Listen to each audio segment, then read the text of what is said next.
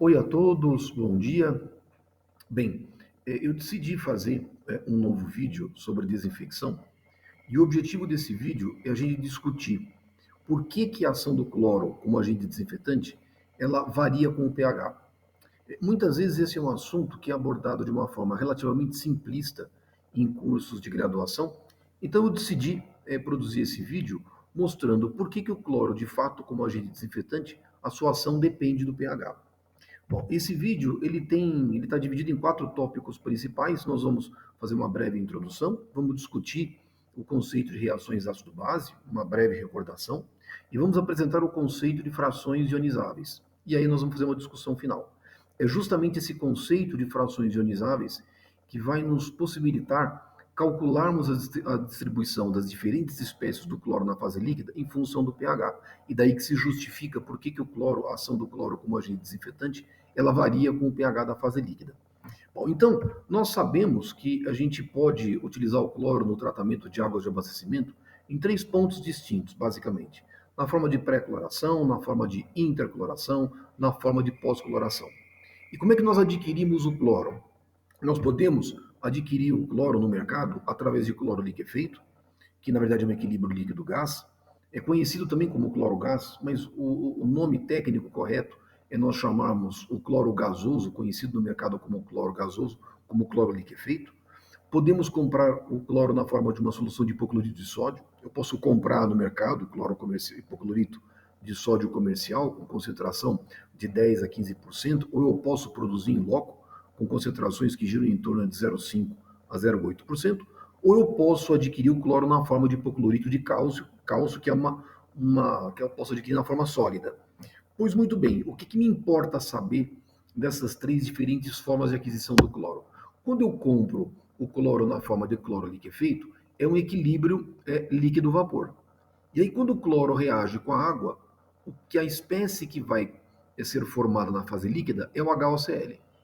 Ou seja, cloro aquoso mais água, ao reagir com a água, a espécie que eu terei na fase líquida é o HOCl, ou seja, o ácido hipocloroso. Se eu fizer a aquisição do cloro na forma de hipoclorito de sódio, o hipoclorito de sódio, a fórmula química é NaOCl. Ao reagir com a água, eu também formo HOCl. E da mesma forma, quando eu compro cloro na forma de hipoclorito de cálcio, cuja fórmula química é CaOCl2, ao reagir com a água, a espécie que é formada é HOCl. Nesse caso particular, como o cálcio é divalente, eu tenho a formação de 2 moles de HOCl. Mas o que importa de mais relevante é que, independente da forma como eu faço a aquisição do cloro, seja na forma de cloro liquefeito, seja na forma de hipoclorito de sódio, seja na forma de hipoclorito de cálcio, todas as espécies que serão formadas serão exatamente iguais. Eu vou ter a formação do HOCl, que é conhecido como ácido hipocloroso. Então, independente da forma de cloro que eu faça a aquisição, o que eu tenho na fase líquida é HOCl. Bom, mas como é que o HOCl ele se comporta na fase líquida? O HOCl, nós vamos ver, ele é um ácido fraco. Então vamos agora estudar o que acontece quando eu adiciono um ácido na fase líquida. Então eu postulei aqui, eu coloquei para facilitar, um ácido qualquer que eu chamei de HA índice C. HA, eu vou chamar de HA. Vamos admitir que o HA seja um ácido qualquer. Ao reagir com a água, o que vai acontecer? Ele vai liberar um íon H+. E ao liberar um íon H+, eu tenho a formação de uma espécie que, no caso, é o A-, porque houve a liberação de um íon H+, eu tenho a formação do A-, e, consequentemente, esse H+ liberado reage com a água, formando uma outra espécie chamada H3 ou mais. Isso é o que nós chamamos de formulação de um par ácido-base conjugado. Por quê? É típico de uma reação ácido-base. Eu tenho um ácido, e por que ele é chamado um ácido? Porque ele libera, ao reagir com a água, ele libera um íon H+. E como resultado dessa reação, é formada uma base conjugada. Eu tenho, portanto, uma base conjugada. O HA é o ácido, o A- é a base, e esse conjunto HA e A- formam uma base conjugada. Por sua vez, quem é que está recebendo o íon H+, é uma molécula de água. Então, a água passa a ser a base e o H3O+ passa a ser o ácido. Então, o H2O e o H3O+ formam um outro conjunto, um outro ácido, um outro par ácido-base conjugado. Bom, toda reação ácido-base tem uma constante de equilíbrio. Então, se eu reagir o ácido, o HA, mais água, HA, qual é o resultado da reação com a água? HA vai se dissociar em A-, possibilitando a liberação de um íon H+. Esta reação tem uma constante de equilíbrio. Constante de equilíbrio, por definição, é a concentração molar dos produtos dividido pela concentração molar dos reagentes. O que eu tenho como produtos? A- multiplicado por H+, dividido por HA. Então eu tenho uma constante de equilíbrio e que tipicamente é indicada nos livros, nos bons livros de química aquática, como K índice A. Por que K índice A? Porque é a constante de equilíbrio que é resultado da reação do ácido com a água, possibilitando a formação de uma espécie menos protonada, que é o A-. Por isso que eu estou chamando de HA, porque quem é o ácido no par ácido-base conjugado, quem que é o ácido? É o HA. HA, portanto, ao reagir, ele estando, portanto, como reagente, ele vai se dissociar em A-, liberando íon H+. Então, é a constante de equilíbrio do ácido. Mas eu posso escrever também a reação de uma outra forma. Eu posso pegar a base conjugada, o A-, e reagir com a água. E aí, como resultado dessa reação, a água vai liberar um íon H+, então, consequentemente, com o produto eu vou ter o HA e a liberação de íons OH-. Essa também é uma reação, ela pode ser escrita dessa forma, só que agora a reação é da base conjugada com a água. Ela tem também uma constante de equilíbrio, que nós chamamos de K índice B. Por que B? Porque é a constante de equilíbrio que é resultado da reação da base conjugada com a água e que vai me possibilitar a formação como produto da espécie do HA. Essa constante de equilíbrio eu posso escrever da mesma forma, concentração molar dos produtos sobre a concentração molar dos reagentes.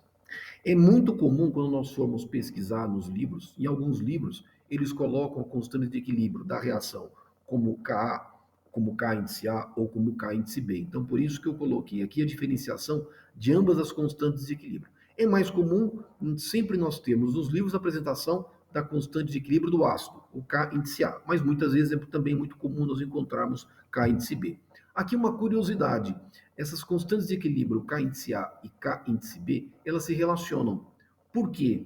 Porque eu tenho Ka e tenho Kb. Se eu multiplicar a constante de equilíbrio Ka pela constante de equilíbrio K índice B, e se vocês fizerem as devidas simplificações, vocês vão chegar à seguinte expressão, que a constante de equilíbrio K índice A vezes K índice B é igual à constante de equilíbrio da água, que eu estou chamando aqui de K índice W. Então, conhecido Ka, eu consigo estimar Kb, uma vez que eu conheça K índice W, que é a constante de equilíbrio da água. Então, elas se relacionam. Bom, na verdade, muitas vezes, também nos livros, não é muito comum eles apresentarem constante de equilíbrio na forma de K índice A. Por quê? Porque muitas vezes esses valores são muito baixos. 10 elevado a menos 4,3, 10 elevado a menos 5, 10 elevado a menos 10,3. Então, torna-se relativamente incômodo nós escrevermos essa constante de equilíbrio na forma, a constante de equilíbrio do ácido 10 elevado a menos. Então, é muito comum nós expressarmos essa constante de equilíbrio de outra forma. Lembra que a constante de equilíbrio da água é 10 elevado a menos 14. Então, também, da mesma forma que é muito chato nós explicitarmos pH como sendo, ou melhor, né, concentração de íons H+, como sendo 10 elevado a menos 7, o que a gente faz? Apresenta como pH. O que é o pH? É o menos log da concentração hidrogênica. Então, aqui normalmente a gente faz a mesma coisa. A gente tira o log dessa constante de equilíbrio. E nós chamamos o menos log da constante de equilíbrio como sendo pKa. Se a minha constante de equilíbrio for o K índice A, menos log dessa constante de equilíbrio é pKa. Menos log da constante de equilíbrio, o K índice B, é pKb. É muito mais fácil. É muito mais fácil de nós explicitarmos, escrevermos, e muito mais fácil da gente falar. Então, quando a gente fala um ácido tem constante de equilíbrio pKa igual a 2, a gente sabe que é 10 elevado a menos 2. Por que isso é importante? Porque agora a gente precisa entender o comportamento do ácido hipocloroso na fase líquida. O que faz, na verdade, um ácido ser fraco ou forte? É a sua capacidade de liberar íons H+ para o meio. Ácidos que têm constante de equilíbrio muito alta apresentam altíssima capacidade de liberar íons H+ para o meio. São considerados ácidos fortes. Então, por exemplo, o ácido perclórico tem um pKa de -7. Isso significa que a constante de equilíbrio é 10 elevado a sétima, ela é muito alta. Uma constante de equilíbrio muito alta significa que o ácido tem uma enorme capacidade de liberar íons H+. Então veja, ácido perclórico, ácido clorídrico, ácido sulfúrico, ácido nítrico, o íon bisulfato, são considerados ácidos fortes porque as constantes de equilíbrio são muito altas. No entanto, nós temos alguns ácidos que não são considerados ácidos fortes, são ácidos fracos. Então, por exemplo, o ácido acético tem uma constante de equilíbrio igual a 10 elevado a -4,7. Ou seja, a constante de equilíbrio, o pKa, é 4,7. Olha aqui a primeira constante de equilíbrio do ácido carbônico, o ácido sulfídrico, e olha aqui o nosso ácido hipocloroso. O pKa é igual a 7,5. O que significa isso? Que a constante de equilíbrio é 10 elevado a -7,5. O ácido hipocloroso é, portanto, um ácido fraco. Ele é um ácido fraco. Portanto, ele vai se dissociar formando HOCl e OCl-. E aí nós vamos ver que essa distribuição é função do pH. E vamos justificar o porquê disso. Agora nós entramos no conceito de frações ionizáveis. E aí vai ficar muito claro e muito fácil nós podemos mostrar como que eu consigo calcular essa distribuição relativa das espécies na fase líquida. Vamos admitir o seguinte cenário. Eu tenho por exemplo, tem um becker qualquer, tem um certo volume de água, 1 litro de água, por exemplo, e eu vou dizer o pH é fixo. pH é fixo. pH é igual, por exemplo, igual a 6. O pH é exatamente igual a 6. Ele não vai mudar, ele é fixo. E aí eu vou colocar na fase líquida uma certa quantidade de HOCl fixa. Por exemplo, eu vou colocar 10 a -3 molar de HOCl. Ou seja, eu tenho 10 a -3 molar, eu vou colocar uma certa quantidade nesse volume de água que vai me dar uma concentração total igual a 10 a -3 molar de HOCl. O que vai acontecer? O HOCl ele vai se dissociar. Ele vai reagir com a água. Parte dele vai ficar como HOCl e parte vai ficar como OCl-. Ou seja, o pH é conhecido, ele é fixo, e eu sempre terei que respeitar a constante de equilíbrio da água, a constante de equilíbrio do ácido. E nesse caso, a constante de equilíbrio do ácido, o K índice A, ele me diz que a concentração de OCl- vezes a concentração de H+, que é o pH, dividido por HOCl, tem que ser igual a 10 elevado a -7,5, ou igual a Ka. Ponto. Independente do pH, qualquer que seja o pH, a constante de equilíbrio sempre tem que ser respeitada. Mas no nosso problema, o pH é fixo.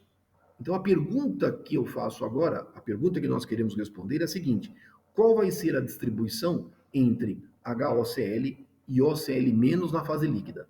Dado que o pH é fixo, ele é conhecido. Como é que eu vou fazer isso? Eu vou fazer o seguinte: vou lançar mão de algumas equações. Primeira equação, balanço de massa. Eu tenho um volume de 1 litro. Eu coloquei uma certa quantidade de HOCl, de tal modo que a quantidade total que eu coloquei me possibilitou uma concentração igual, por exemplo, a 10 a -3 molar. É uma concentração total. Essa concentração total ela é conhecida, é 10 a -3 molar. No entanto, ao adicionar na fase líquida, o HOCl vai se desproporcionar. Ou seja, parte ficará na forma de HOCl e parte vai ficar na forma de OCl-. Então, esta concentração total na fase líquida, que no nosso pequeno exemplo é 10 a -3 molar, tem que ser igual à soma da concentração molar de HOCl e OCl-. Então, essa é a minha primeira equação. Balanço de massa. Em qualquer condição, como o meu sistema é um sistema fechado, a massa tem que ser mantida constante no sistema. Então, em qualquer condição, em qualquer situação, a concentração total adicionada tem que corresponder à soma da concentração molar de HOCl e de OCl-. Essa é a primeira equação. A segunda equação, o equilíbrio químico, tem que valer o equilíbrio químico. Ou seja, a constante de equilíbrio, o K índice A, tem que ser igual à concentração molar de OCl- vezes a concentração molar de H+, dividido pela concentração de HOCl. Isso sempre tem que valer. Então eu vou partir dessas duas equações para tentar escrever, de alguma forma, como eu consigo calcular essa distribuição relativa entre as duas espécies. Como é que eu vou fazer isso? Eu vou começar com o balanço de massa. Eu vou dizer que a concentração total é igual a HOCl mais OCl menos. Ponto 1. O que eu vou fazer? Eu vou dividir essa expressão, pela concentração de HOCl. Então eu vou dividir o primeiro termo por HOCl, o segundo termo por HOCl, o terceiro termo por HOCl. Bom, o que é essa concentração total pelo HOCl? Ele está aqui. HOCl por HOCl vai dividir, são iguais, é igual a 1. E aqui vai surgir o OCl menos dividido por HOCl. Mas veja que, se você olhar a constante de equilíbrio, esse termo OCl menos dividido por HOCl, olha, aparece aqui. E aí, o que é o OCl menos dividido por HOCl? É a constante de equilíbrio dividido por H+. Então, eu vou substituir esse termo pela constante de equilíbrio dividido pela concentração de íons H+. Agora eu vou trabalhar com essa expressão. Só que da forma como ela está colocada, ela não é muito interessante. Eu vou inverter essa expressão. Ao invés de escrever a concentração total dividido por HOCl, eu vou querer escrever HOCl dividido pelo total. E aí eu vou chegar na seguinte expressão, que a concentração de HOCl, que é a espécie mais protonada, dividido pela concentração total adicionada, que é conhecida, é igual à concentração de H+ dividido por H+ mais a constante de equilíbrio. Eu posso fazer o mesmo raciocínio agora escrevendo a concentração de OCl- sobre a concentração total. E eu vou chegar também numa expressão. E essa expressão agora é ligeiramente diferente, ela é diferente, embora o denominador seja o mesmo, o numerador é diferente. Então, a relação entre a OCl- e a concentração total é igual à constante de equilíbrio dividido por H+, mais a constante de equilíbrio. Esse conceito, esta relação entre HOCl e o total, OCl- e o total, nós definimos como sendo o conceito de frações ionizáveis. E normalmente nós chamamos em química aquática essas frações ionizáveis nós indicamos por alfa. E por que a gente adota como alfa, e nesse caso eu estou chamando de alfa zero, a relação entre HOCl e o total? Porque normalmente a espécie mais protonada a gente indica como o índice zero. E a espécie, sequencialmente, as espécies menos protonadas, nós vamos chamando de alfa 1, ou alfa 2, ou alfa 3. No nosso caso, o ácido hipocloroso, ele é um ácido monoprótico. Ele libera somente um íon H+ por meio. Então, ele tem apenas uma única constante de equilíbrio. Então, nós definimos alfa 0 como sendo a relação entre HOCl e a concentração total. E alfa 1 como sendo a concentração de OCl- e a concentração total. E veja que ambos parâmetros alfa 0 e alfa 1, eles dependem apenas do pH e da constante de equilíbrio. Tanto alfa 0 como alfa 1 dependem somente do pH e da constante de equilíbrio. Agora, o que eu posso fazer? Eu vou plotar alfa 0 e alfa 1 especificamente para o ácido hipocloroso. Qual que é a constante de equilíbrio do ácido hipocloroso? É 10 elevado a menos 7,5. Então, o que eu vou fazer? Eu vou colocar num gráfico a variação do pH e aí eu vou calcular o alfa 0. Eu vou variar o pH e vou calcular essa constante alfa 1. Interessante observar o seguinte, como é uma relação entre HOCl e o total e OCl- e o total, se você somar alfa 0 e alfa 1, ele tem que ser sempre igual a 1. Sempre tem que ser igual a 1. Lógico, né? Porque HOCl mais OCl- é numericamente igual à concentração total adicionada. Alfa 0 mais alfa 1 sempre vai ser igual a 1. Mas vamos ao gráfico, que ele é mais interessante. Vamos para o gráfico. Então vamos lá, o que eu fiz? Eu vou colocar no eixo do x o pH e vou colocar no eixo dos y as frações ionizáveis calculadas. Eu vou calcular alfa 0 e vou calcular o alfa 1. E a minha constante de equilíbrio é 7,5, 10 elevado a menos 7,5, que corresponde a um pKa igual a 7,5, que é característico para o ácido hipocloroso. E esse é o resultado que a gente consegue obter. Este é o resultado. Eu tenho alfa 0 e eu tenho alfa 1. Ponto importante, primeiro ponto de muita relevância. Observa que para qualquer pH, alfa 0 mais alfa 1 tem que ser igual a 1. Mas existe um ponto particular muito interessante. É quando o alfa 0 e o alfa 1 são iguais. Ou seja, alfa 0 é igual a 0,5, alfa 1 é igual a 0,5. Quando que isso acontece? Quando o pH é igual ao pKa. Veja que quando o pH, a concentração de íons H+, por exemplo, 10 elevado a menos 7,5, quando o pH for igual a 7,5, a concentração de íons H+, é 10 elevado a menos 7,5. Então, quanto dá alfa 0? Vai ser igual a 0,5. Por quê? Porque a constante de equilíbrio é 10 elevado a menos 7,5. Alfa 0 e alfa 1 serão iguais. Então, aonde que as curvas elas se encontram, elas se tocam, ou se, existe apenas um único ponto, quando alfa 0 e alfa 1 são iguais, isso vai acontecer quando o pH for igual ao pKa. Mas o mais importante nesse gráfico, o mais interessante, é o seguinte: o meu pKa é igual a 7,5. Observa que para pHs reduzidos, a preponderância do HOCl, ou seja, do ácido hipocloroso, a preponderância dele será estar na fase líquida na forma de HOCl. Por quê? Porque o alfa 0 é igual a 1. E o alfa 1, alfa 0 é igual a 1, e o alfa 1 é igual a praticamente zero. Então, o que acontece? Para pHs muito reduzidos, o cloro estará presente, cloro residual livre, estará presente preponderantemente na forma de HOCl. E observa que isso acontece quando eu tenho um deslocamento no pH de um valor de pKa, no caso o nosso pKa é igual a 7,5. Observa que isso acontece para pHs inferiores a 6. Isso significa, se você 7,5 menos 6 é igual a 1,5. Ou seja, deslocando o pH do valor do pKa menos 1,5, menos 1,5, isso significa que praticamente todo ácido estará na forma de HOCl.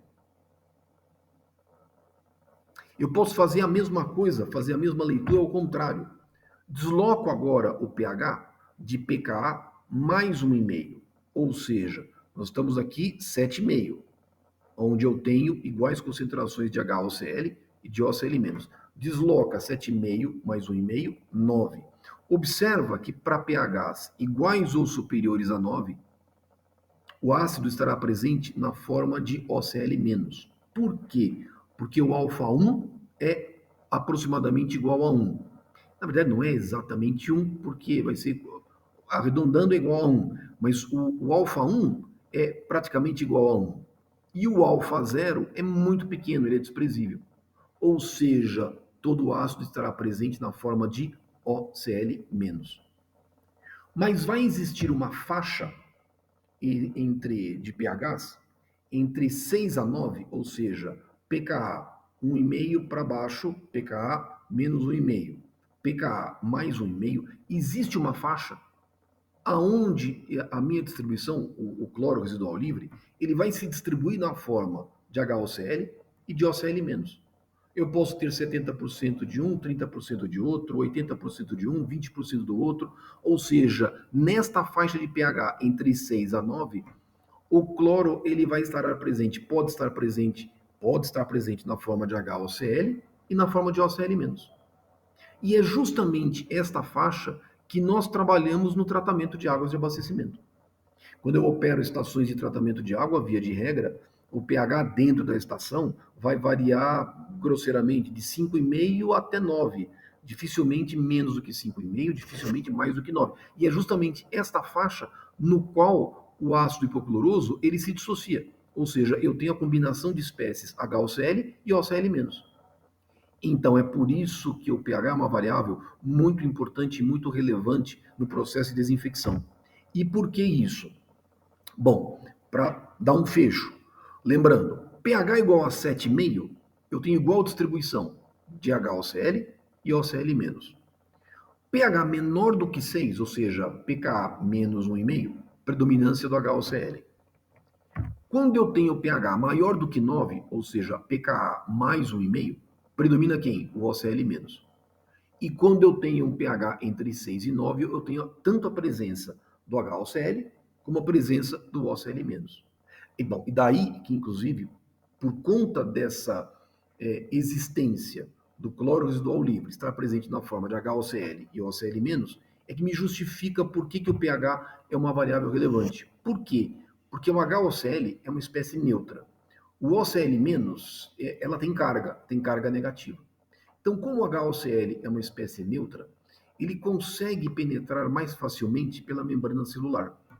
E como ele consegue penetrar mais facilmente pela membrana celular, ele consegue atingir as organelas internas dos micro-organismos, conseguindo uma inativação muito mais rápida.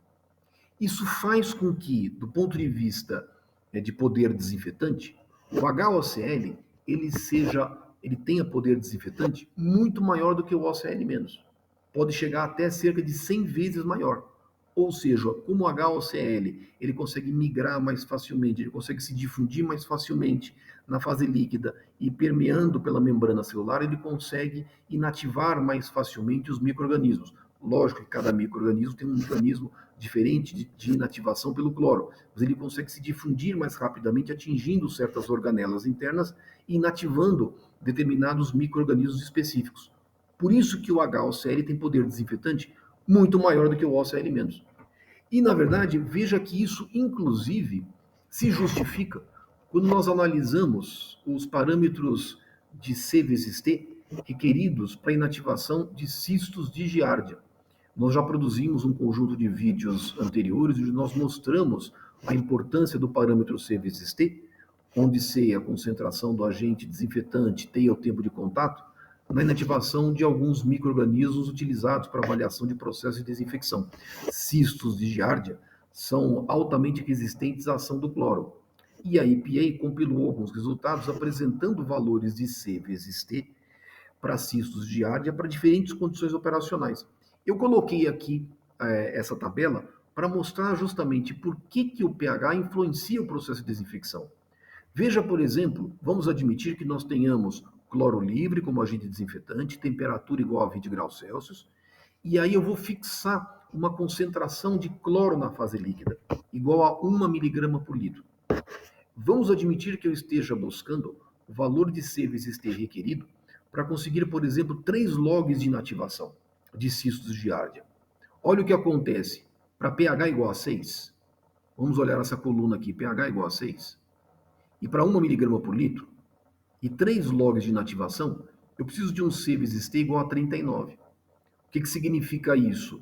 Para um C fixo, eu tenho um C vezes T igual a 39. Eu preciso de um tempo, 39, no caso minutos. Se você subir o pH, pega, por exemplo, agora a pH 6,5. Olha que o C vezes T aumenta para 47. Se você subir o pH para 7, ele aumenta para 56. Ou seja, mantida a concentração do agente desinfetante constante, eu preciso de um tempo maior. Por que eu preciso de um tempo maior? Porque, na verdade, a distribuição das espécies do cloro presente na fase líquida, ela está se alterando. Na hora em que eu subo o pH, eu estou deslocando o equilíbrio do HOCl para o OCl-. Eu diminuo a concentração de HOCl e aumento a concentração do OCl-, ou seja, eu diminuo o poder desinfetante do cloro como agente desinfetante. Por isso eu preciso de um tempo maior. pH 7,5, 67. pH 8, 81. 8,5, 98. 9, 117. Esses valores mostram para a gente a importância, portanto, do pH no processo de desinfecção. Então, da onde vem? Por que se justifica a diferença de comportamento do cloro como agente desinfetante em função do pH? Primeiro, porque o ácido hipocloroso ele é um ácido fraco, ele se dissocia. Pode estar presente na forma de HOCl e OCl-. E essa distribuição é em função do pH. E por que o poder desinfetante do HOCl é diferente do OCl-? O HOCl tem poder desinfetante muito maior, portanto, me requer uma concentração menor ou um tempo menor quando comparado com o OCl-. Por isso que o pH é uma variável tão relevante quando nós utilizamos o cloro como agente desinfetante e por isso que ele essa importância ela se mostra bem clara quando você observa os valores de CVST requeridos para a inativação de certos grupos de micro-organismos, especialmente alguns que são extremamente resistentes à ação do cloro. Então, com isso, eu espero ter tirado as dúvidas de vocês, mostrado a essência do porquê que o pH é uma variável importante no processo de desinfecção com o cloro. E aí, sempre lembrando que recentemente eu publiquei um livro denominado Princípios, Fundamentos e Processos em Engenharia Ambiental. E nesse livro nós falamos sobre fundamentos de química aquática, onde eu consigo explicitar com bastante calma, inclusive com muitos exercícios, sobre esse conceito de frações ionizáveis para ácidos monopróticos, dipróticos. Temos um capítulo devotado a processos de oxidação química, desinfecção.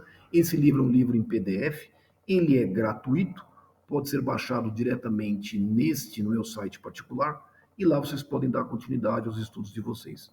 Então, podem baixar o livro, ele é gratuito, e eu espero que ele ajude vocês nos seus estudos posteriores. Também, para aqueles que não sabem, eu tenho um livro mais voltado a projeto e operação de estações de tratamento de água. O livro chama-se Tratamento de Água, Concepção, Projeto e Operação de Estações de Tratamento. Ele foi editado pela editora GAME, pelo Grupo GAME. Então, se vocês quiserem, podem adquirir o livro diretamente no site do Grupo GAME ou diretamente na Amazon. E aí esse livro eu espero que consiga ajudá-los num bom entendimento no projeto de estações de tratamento de água. Então, bom, se vocês ficarem com alguma dúvida, tiverem alguma dúvida com relação a esse vídeo, vocês coloquem nos comentários dúvidas, sugestões.